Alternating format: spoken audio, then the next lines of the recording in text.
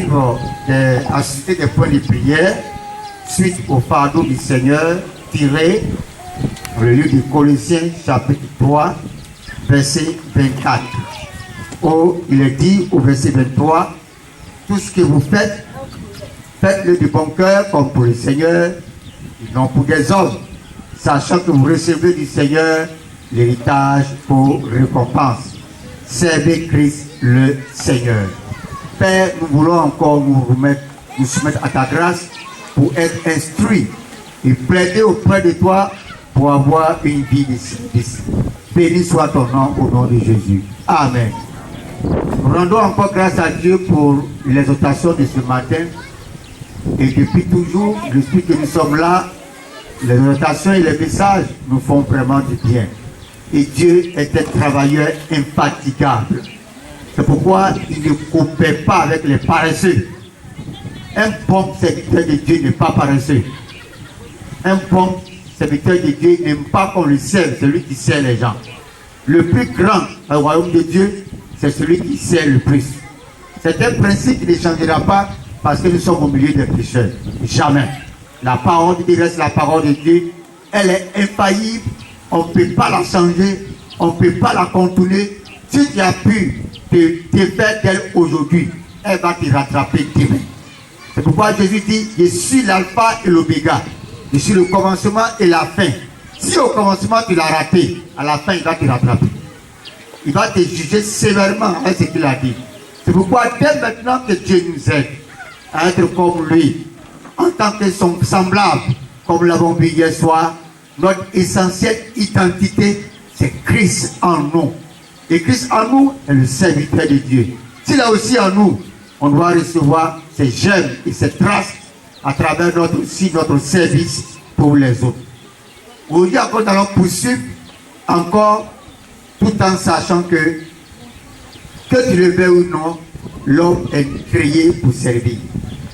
L'homme est créé pour servir son Dieu. L'homme est créé pour servir son frère. Si tu ne veux pas servir Dieu, tu serviras un autre Dieu. Si tu ne veux pas servir ton frère, tu serviras une autre personne. Que tu le veux ou pas, nous sommes nés pour servir. Nous sommes créés pour nous soumettre à un service. Mais le plus souvent, c'est qu'on oublie que notre service est lié à un fond, est lié à une source. Nous tirons tous nos efforts, nos forces d'une source. Nous tirons toute notre énergie d'une source. Nous tirons toute l'efficacité de notre travail par la source qui est Jésus. On va prendre nos Bibles dans Marc chapitre 9 pour remarquer quelque chose qui est très très important. On pouvait le lire à partir du verset 1, mais on va commencer à partir du verset 15. Dès que la foule vit Jésus, elle fut surprise et accourut pour le saluer. Il leur demanda: c'est quoi discutez-vous? Et un homme de la foule lui répondit: Maître, j'ai amené auprès de toi mon fils qui est possédé d'un esprit muet. Et en quelques lieux qui le saisissent, il le jette par terre. L'enfant écume, grince des dents et devient tout raide. J'ai prié tes disciples de chasser l'esprit et ils n'ont pas pu. Race incrédule, leur dit Jésus, jusqu'à quand serai-je avec vous? Jusqu'à quand vous supporterai-je? Amenez-le-moi. On le lui amena. Aussitôt que l'enfant dit Jésus, l'esprit l'agita avec violence, il tomba par terre et se roulait en écumant. Jésus demanda au Père: combien y a-t-il de temps que cela lui arrive? Depuis son enfance, répondit Jésus. Il se donne l'esprit l'agiter dans le feu et dans l'eau pour le faire périr. Mais si tu fais quelque chose, viens à notre secours et compassion de nous. Jésus lui dit: si tu peux, tout est possible à celui qui croit. Aussitôt le père de l'enfant s'écria: je crois, viens au secours de mon incrédulité. Jésus voyant accourir la foule, menaça l'esprit impur et lui dit: esprit muet et sourd, je te le donne, sorte de cet enfant et n'y rentre plus. Amen. Dans le verset 27, 28, quand Jésus lui entrait dans la maison, ses disciples lui demandaient en particulier pourquoi n'avons-nous pu chasser cet esprit. Il leur dit, cette espèce-là ne peut sortir que par la prière. Amen. Nous venons de lire un long texte qui était salutaire dans le livre de Marc chapitre 9, qui est un livre très important. Et nous remarquons à travers ce passage-là comment d'abord le chapitre nous parle d'une rencontre personnelle entre Jésus, Jacques, Pierre et Jean sur une montagne. Et ils étaient là sur cette montagne pour la transfiguration. Et nous remarquons que sur cette montagne, il y a eu Élie et Moïse qui étaient auprès de Jésus, s'entretenant avec lui sur sa mission. Et quand les disciples ont remarqué cela, ils ont vu l'éclat de Jésus-Christ au-delà de ce qu'ils voyaient auparavant. Et eux-mêmes ont été touchés par l'excellence de la façon dont les choses se passaient là sur cette montagne. Et Pierre même était en train de trouver une solution pour construire des tentes pour que Pierre et Jésus, Élie et Moïse puissent se coucher en bas de ces maisons-là. Et ils étaient tellement concentrés à un moment, et nous pouvons le remarquer dans le verset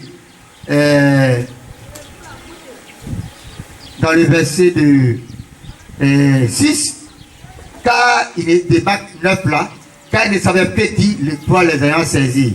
Une nuée vient les couvrir et de la nuée sortit une voix. Celui-ci est mon fils bien-aimé, écoutez-le. Aussitôt les disciples regardaient tout autour et ils virent que Jésus seul avec eux. Donc quand ils ont vu ça, ils étaient tellement touchés.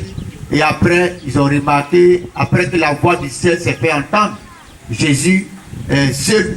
Et donc, ils ont compris que quand le Seigneur dit, celui-ci est mon fils bien-aimé, écoutez-le, c'était de Jésus que le Seigneur parlait. En vérité, l'expérience de la transfiguration doit être l'expérience que doit avoir tout enfant de Dieu avant de vraiment bien servir Dieu. On ne peut pas servir Dieu sans avoir une expérience personnelle une expérience personnelle de la valeur de Jésus. On ne peut pas servir Dieu si on n'a pas une expérience personnelle de l'éclat, la manière dont Jésus est la lumière et brille. On ne peut pas avoir un bon zèle pour Jésus si on n'arrive pas à un autre niveau de notre rencontre avec lui. En effet, ce niveau de rencontre avec Jésus libère de tout ce qu'on a mangé dans notre pensée, comme le frère lui parlait de cette parabole qui dit va dans ta maison, mais n'entre pas dans le village. Cela veut dire va chez toi, mais n'entre pas dans le système, dans la vie, dans le péché, dans tout ce que le village fait qui ne plaît pas à Dieu. Et les Juifs, c'est pas facile pour eux d'entrer dans leur tête Élie et Moïse. Même chaque fois que Jésus parlait avec eux, Élie et Moïse étaient toujours en comparaison avec Jésus. C'était très difficile pour Dieu de parler clairement de Jésus à cause de ce que Moïse et Élie sont carrés dans la tête des Juifs, et particulièrement de ceux que Dieu voulait traiter avec eux, Pierre, Jacques et Jean. Donc pour cette expérience, c'était pour enlever dans leur esprit la plainte de ces personnes, pour que Christ seul, Jésus seul, soit la seule personne qui prenne la plainte dans leur pensée. Aujourd'hui, c'est la même chose. Beaucoup de personnes croient même à leur pasteur que Dieu. Jésus n'est rien devant eux. Ils font tout par leur pasteur. C'est lui qui prêche, c'est de lui qui parle, même quand ils vont à l'évangélisation. Au fait, ces gens de peuple-là sont des peuples qui n'ont pas eu à eux la grâce d'aller à l'expérience de la transfiguration. L'expérience de la transfiguration nous amène à ne couper, à ne voir et à ne suivre que Jésus seul au sein de notre communauté auprès de notre pasteur. Et le pasteur n'est qu'un instrument de Jésus qui lui aussi suit Jésus pour être comme lui. Comme l'homme de Dieu l'a dit, que son fils l'amène à plus de consécration. Si son enfant le dépasse, c'est une honte. Alléluia. Donc, un peu seulement Moïse, un peu seulement Élie, il fallait les amener à cette expérience. Et Jésus les a envoyés. Mais, vrai, ils ont vu Moïse, ils ont vu Élie avec Jésus. Mais ils ont remarqué que Moïse et Élie, bien vrai que dans l'obéissance, étaient dans le sein d'Abraham, correctement admis à passer l'éternité avec Jésus, étaient encore sous le respect de Jésus. On ne connaît pas Jésus, c'est pourquoi on joue avec lui. Moïse et Élie qui étaient aussi respectés en Israël, quand les pieds chaque gens ont vu, Moïse et Élie même respectés, Jésus dit, ah! Dieu avait raison. Il n'y a pas un genou qui ne fléchit pas devant Jésus. Il n'y a aucun être, peu importe ce qu'il a fait sur la terre, qui peut se comparer à Jésus. Et à cette expérience, ils ont compris que, en réalité, même quand je lis Moïse, quand je lis Élie, ce que Dieu veut que j'entende dans leur livre, c'est Jésus. Ce que Dieu veut que je vois dans leur livre, c'est Jésus. Et ça a vraiment bouleversé la vie de Pierre, Jacques et Jean. Et ça a été enlevé dans leur tête que seul Jésus doit être écouté et lui seul. Je veux que le corps de Christ de notre temps, notre génération, arrive à cette expérience de transfiguration. Cette expérience de transfiguration va ôter de notre esprit toutes sortes de confusions et nous ramener dans l'ordre pour suivre Christ. Je me souviens dans un village, nous sommes partis là-bas, séminaire avec les serviteurs et servants de Dieu. Pendant que le message passait, ça pleurait de partout. On dirait qu'ils ont annoncé décès dans la salle. Il y a une sœur qui est une disciple après qui pleurait jusqu'à on n'arrivait pas parce qu'elle a vu que sa vie partait en enfer. Il y a un jeune qui pleurait, l'homme appelle à lever la main pour dire, ah, lui, il était dans un camp de prière avec quelqu'un. Lui, son rôle dans le camp de prière, c'est de chercher femme pour le chef. Donc quand une jolie fille vient dans le camp, le gars lui dit, va, le boss. Et il va, il donne la fille à son vieux père. Maintenant, un jour, il y a une fille qui est arrivée. Le vieux père voulait, lui aussi voulait. C'est là que Palabra va commencer à l'aider. Et ils ont amené, dans le cours, ils ont amené la fille à Yamsokro. Le boss a créé un rendez-vous. Ils ont envoyé la fille à Yamsokro, à l'hôtel, pour aller faire sa délivrance à l'hôtel de Yamsokro. Et arrivé là-bas, la fille dit non. Je ne vais pas accepter ça. Et elle a couru pour sortir de la chambre en petit caleçon. Et le gérant de l'hôtel, quand il a vu ça, il a appelé la police, sachant pas que c'est le boss. Et ils l'ont attrapé, ils l'ont mis en prison.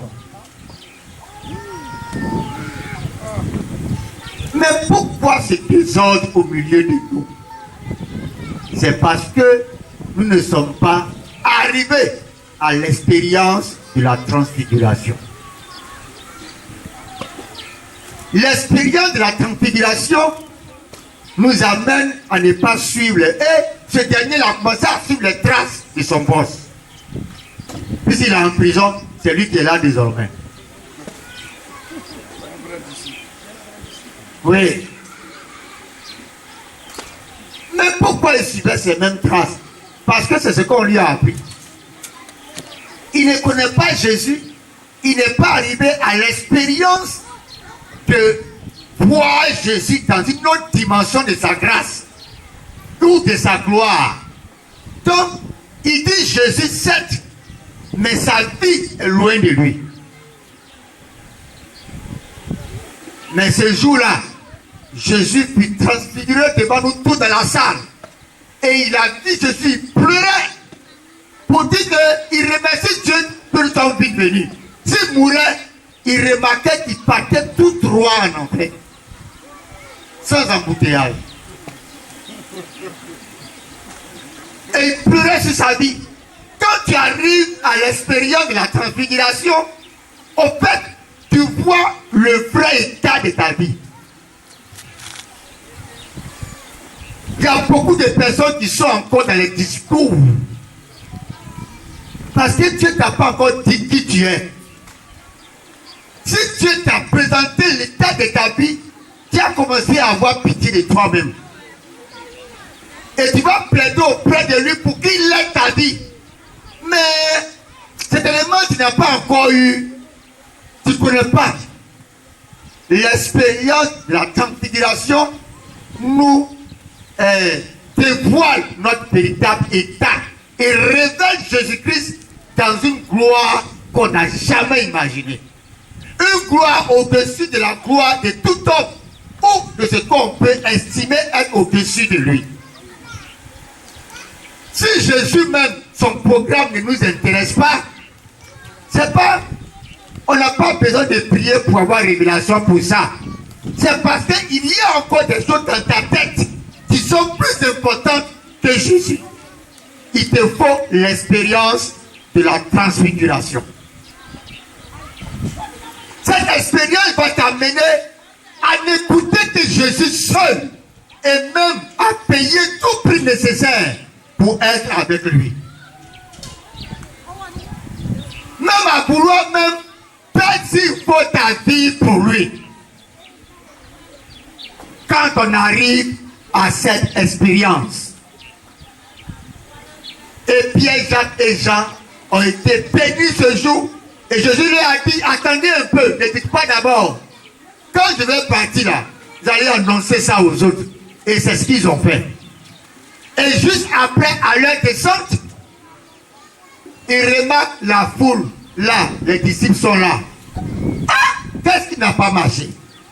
Lisons quelque chose de très important qui va dévoiler pourquoi quelque chose n'a pas marché. Au verset 15. Dès que la foule vit Jésus, elle fut surprise et accourut pour le saluer. Il leur demanda, sur quoi discutez-vous avec eux? J'ai posé la question à ses disciples. Et un homme de la foule lui répondit, Maître, j'ai amené auprès de toi mon fils qui est possédé d'un esprit muet. Écoutez-moi très bien. Nous qui sommes dans le ministère, écoutez-moi très bien. Le monsieur dit, j'ai amené auprès de toi mon fils qui est possédé d'un esprit muet. Mais entre vous et moi, quand il a envoyé l'enfant là aux disciples, est-ce qu'il l'a envoyé vers Jésus? Répondez-moi. Hein? Le vrai problème aujourd'hui, c'est qu'on n'envoie aucun cas vers Jésus parce qu'on compte sur nos dons pour les régler. Aucun don de ministère n'est efficace si Dieu n'utilise pas ces dons. Au fait, les dons, c'est comme l'argent de Dieu dans une banque. Toi, tu es sa banque. Et il arrive des moments où il a besoin de cet argent. Il va donc dans la banque pour retirer l'argent et pour répondre à ses préoccupations. Donc toi, tu n'es qu'un banquier et directeur de la banque de Dieu. On se comprend bien hein, concernant les dons. Directeur de la banque de Dieu, Dieu maintenant dit qu'il veut. C'est Dieu maintenant qui doit venir chercher ton argent. Mais toi, directeur de la banque, tu utilises ton argent pour faire ce que tu veux faire. Et même souvent, tu prends pour investir dans tes affaires personnelles. Et quand souvent Dieu même veut venir retirer, tu dis il n'y a pas réseau. Il n'y a pas réseau où on ne donne pas. C'est ça qui fait que la bancarisation a diminué un peu en Côte d'Ivoire. Dans un temps, les banques ont trop fatigué les gens. Tu mets quand tu t'as fait un dépôt et à place, on te fait asseoir, tu fais un bon dépôt. Le lieu de retrait, on dit il n'y a pas réseau. Et tu es poussé, il n'y a pas réseau, viens demain. Ah! Alléluia. C'est maintenant qu'ils ont commencé à sensibiliser encore les gens pour aller remettre l'argent à la banque. Donc quand les mobile money sont venus, ça a vraiment arrangé les Ivoiriens. Sinon, chacun allait caler son argent à la maison. Les banques nous ont fatigués. Mais ça a été amélioré par la grâce de Dieu. Alléluia. Donc tu as un don. Ce n'est pas pour toi, c'est pour quelqu'un. Il te demandera compte de ça. Souvenez-vous de Matthieu chapitre 25. Où Dieu a partagé des dons, n'est-ce pas? Ton talent est bien, c'est la même chose. Il tient. Mais ces personnes qui ont eu ça ont oublié que ce n'est pas pour eux, c'est pour rendre compte à celui qui les a donnés. Et quand Dieu lui-même a besoin de ça, qu'on doit lui rendre compte, les gens ne sont pas prêts à lui rendre compte comme il se doit. C'est seulement une personne, une catégorie de personnes. Mais deux autres catégories ont été sages pour bénéficier plus. Dans le contexte dans lequel je vais apporter, c'est que le don que tu as, le propriétaire, c'est Dieu. Et c'est lui qui est le responsable de ce don. C'est lui qui doit encore l'utiliser pour servir qui il veut.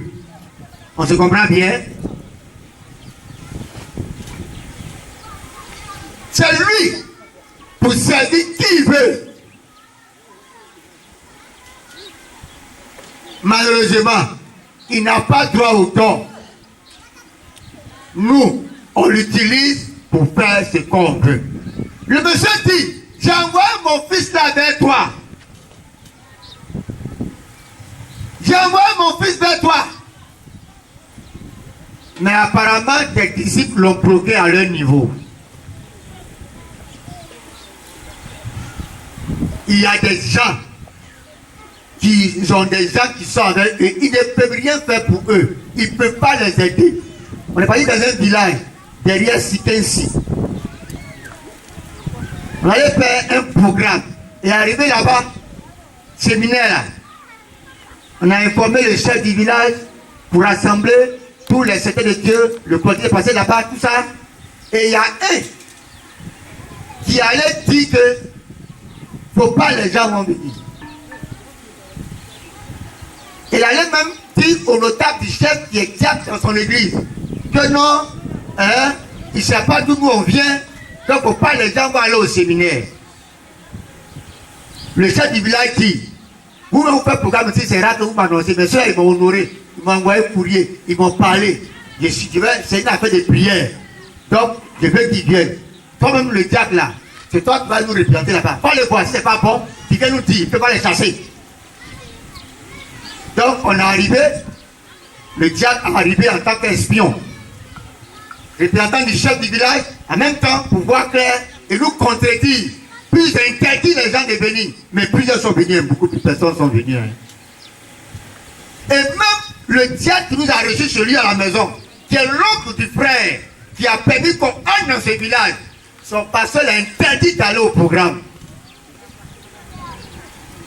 Il nous a donné sa maison, mais sans aller à l'essentiel. Et quand le Seigneur a exposé la parole de Dieu, ah, le diable fait ça. Le représentant du chef fait ça. Aïe, mais attends. Et quand le Seigneur a voulu qu'on lance l'appel pour la restauration de l'âme de ceux qui sont là. Le représentant du diable était la première personne à se lever. Il dit, depuis longtemps, c'est ça que notre âme cherche ici. Et ils m'ont fait visiter les anciens, d'autres même responsables de l'église de ce pasteur-là, qui sont couchés parce qu'ils étaient de lutter avec leurs frères. Il les a lancés sorts, ils sont paralysés. On a visité que le ciel est mon témoin. Il a couché, ils l'ont paralysé à cause des chants là. Parce que les vieux sont morts, les enfants luttent. Lui, il est de son église. Celui qui n'est pas chrétien l'a lancé soit à son fidèle, il est tombé en train de mourir. Mais c'est lui qui empêche les gens d'aller sur Dieu. Il ne peut pas faire. Il empêche aussi Jésus de faire. On l'a trouvé. Il dit, oh, mais parce que c'est seulement ici là qui bouge. Tout ici est mort. Ils l'ont paralysé. Avec la sorcellerie. Quel responsable dans son assemblée? On a prié pour ce frère pour implorer la miséricorde de Dieu sur sa vie. On est parti maintenant voir un autre, paralysé d'un côté, il ne peut même pas bouger. Mais lui, il a pris une bonne décision. Il dit, vous venez quand? Comme de ça, il m'a touché. Il est toujours parti écouter. Qu'on a prié pour lui, lui qui ne pouvait pas marcher, il a commencé à marcher sur son côté. Alléluia! Il ne peut pas faire, il ne peut pas apporter la vie aux gens. Le peuple sont morts dans le péché. Mais ils empêchent Christ de pouvoir restaurer ses âmes. Je dis, je me tiens à la porte et je frappe. Ah, si quelqu'un entend ma voix et ouvre, j'entre sur lui et ferme la porte à Jésus. Toutes les âmes qui viennent dans la communauté, toutes les âmes qui courent pour venir dans les églises, viennent pour voir Jésus. Mais si le serviteur même n'a pas eu l'expérience de la transfiguration, il ne peut pas. Il n'y a aucune âme qui vient dans une assemblée pour un homme. C'est-à-dire, a envoyé son fils vers Jésus. Les disciples l'ont bloqué là. Parce que Jésus lui a donné le pouvoir de marcher sur les serpents et les scorpions. Donc c'est fini. C'est eux maintenant qui gèrent les hommes. Jésus n'a rien à voir dedans. Il ne prie plus. Il est parti à Poiffré, séminaire avec les serviteurs de Dieu. Quand le Seigneur a exposé la parole de Dieu, un homme de Dieu a levé la main pour dire, attends, c'est telle chose, pourquoi est-ce que tout le monde n'a pas été là? On dit, on nous a averti qu'ils viennent. Ah! Waouh, waouh, waouh. Ça, si tous les pasteurs de Poiffré étaient là, oh, vraiment, vraiment, et je dis, n'y a-t-il pas de prophète à Poiffré qui puisse prophétiser pour dire oui, le Seigneur envoie ses serviteurs pour restaurer son église? Ils ont baissé la tête. Plein de prophètes aujourd'hui, ils ne voient rien. C'est pas voir ce que tu as mangé hier, ta leçon que tu as portée, ce que tu as fait à ton village. Ils vont citer tout son. Il n'y a pas un village où il n'y a pas sorcier là-bas. Donc si quelqu'un me dit, dans ton village il y a quoi sorcier, c'est normal. Si tous ne sont pas sauvés, c'est qu'il y a sorcier. Et ça, c'est révélation, ça. Si tu n'es pas né de nouveau, le diable va te manger. C'est une poussière. Ça, je ne vais pas venir prier pour ça. Je vois sorcier. Ça cause ça, tu es malade. Eh bon, il y a ça où? Mais oui, que ce soit toi ou pas toi, si tu ne connais pas Jésus, tu n'es pas né de nouveau, le diable peut te détruire à tout moment. Ça, c'est clair. Les âmes, on les envoie de Jésus. Mais eux, les bloquent à leur niveau. Il dit, j'ai amené mon fils auprès de toi. Il a dit aux autres qui étaient là, oui, j'envoie mon fils vers Jésus. Il dit, oh, laisse Jésus, nous on a déjà le pouvoir, laisse ça, laisse ça. Et quand Jésus est venu trouver, ils ont prié, ils ont reprié, ils ont imposé les pieds, ils ont imposé les mains, ils ont imposé la tête. Ça ne marche pas. Il y a eu débat maintenant. C'est que Jésus est fini. Voilà ça, il ne peut même pas gérer ces cas. C'est fini ça. Mais grâce soit rendue à Dieu. Jésus est vivant. Alléluia. Jésus est vivant. Jésus est venu. Il y a quoi ici? On dit, mais il a envoyé mon enfant. Surtout que ça n'a pas marché. Mais c'est auprès de toi que je l'ai envoyé.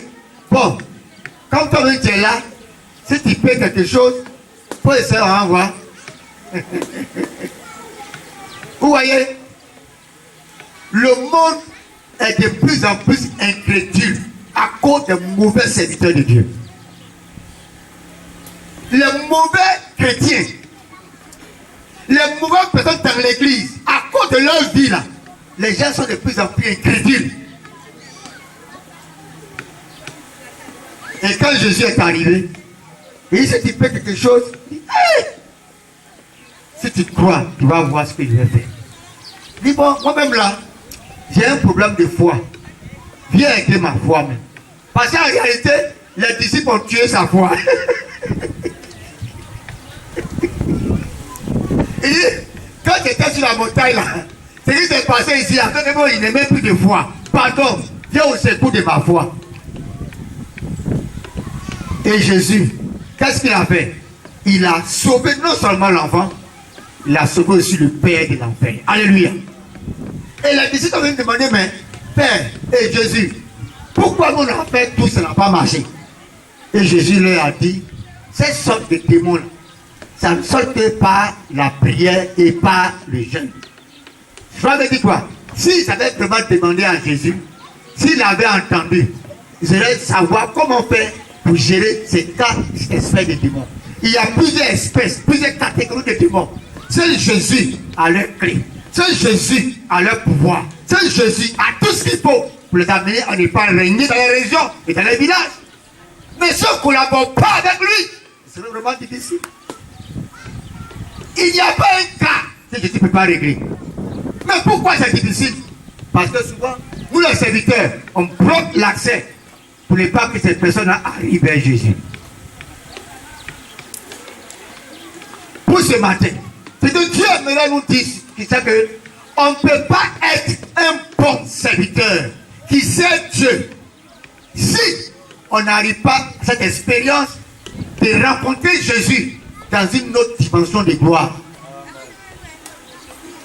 Parce que le service même à Dieu commence par l'amour pour Jésus. Et ensuite savoir que si tu as fait de faire quelque chose dans la vie de quelqu'un, c'est Jésus que la personne a voulu rencontrer. C'est pas toi. Alléluia. Pour terminer, pour ce matin, pour que nous puissions prier, dans le même texte de Marc chapitre 9, nous pouvons remarquer un point qui est important sur lequel nous avons dit pour prier. Alléluia. Il dit au verset 22, le père de l'enfant. Et souvent, l'esprit l'a jeté dans le feu et dans l'eau pour le faire périr. Mais si tu fais quelque chose, viens à notre secours, aie compassion de nous. Jésus lui dit, si tu peux, tout est possible à celui qui croit. Ce que j'aimerais dire ici, c'est que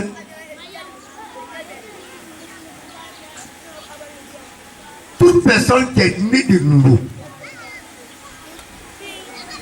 et que Dieu veut t'amener à servir ton prochain, c'est amener le prochain là à une rencontre personnelle même avec Jésus. On va toucher là dans les ateliers et cette rencontre personnelle va l'introduire dans le disciple-là.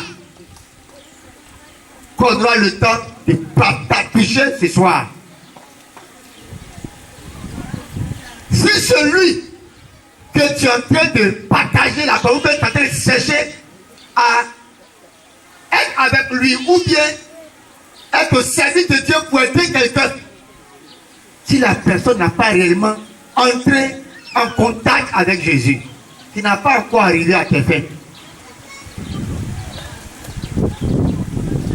je remarque, Jésus permet. Je remarque Jésus permettre. Je remarque Jésus faciliter. l'échange avec celui qui est dans le besoin. Le problème, c'était au niveau que cette personne n'avait pas accès direct à Jésus.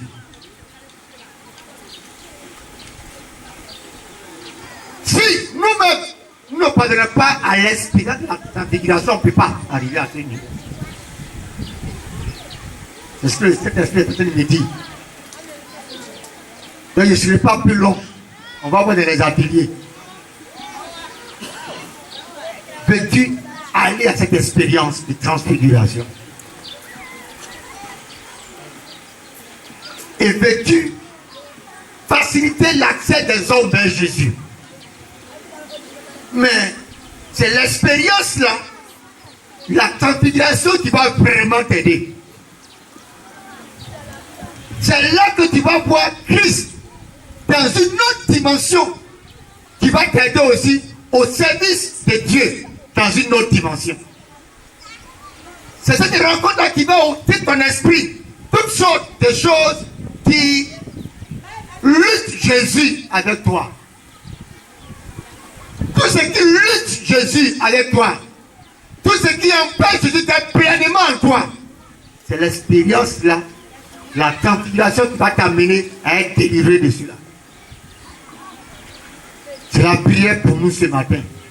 Et dans les ateliers, on va poursuivre les autres sujets puisque les tests sont dedans. Mais c'est la prière. Tu vas donc te tenir debout, allons prier le Seigneur.